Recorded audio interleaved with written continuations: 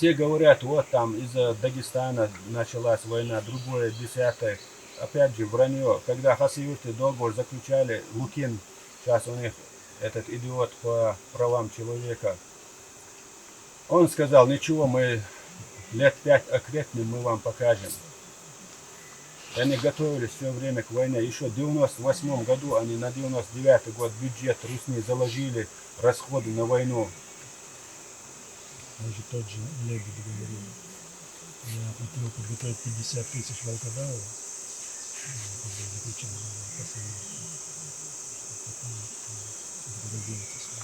Это их имперские амбиции, они никогда не остановятся, если мы их не остановим силой. Но Россия уже не та. Сейчас у них планы, вот сейчас они пытаются 28 губерний разделить всю Русню, у них 89 типа губерний не справляется. Но это тоже планы по развалу Русни. Тоже руководство Русни явно, как говорится, вроде заботится о благе Русни, пытается, империя делает, все это тоже разговоры.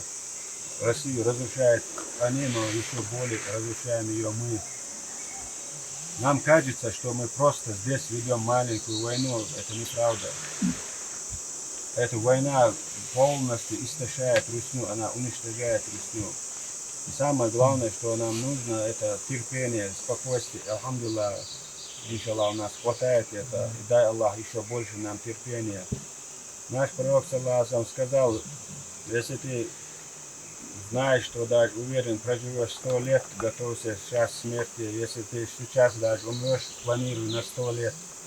Так и мы должны, даже если будем знать, завтра закончится война, мы должны планировать эту войну еще на десятки лет вперед. Но если даже на десятки лет и продлится, мы знаем, мы должны быть готовы встретить окончание войны и сегодня. Потому что когда что случится, только Аллах знает.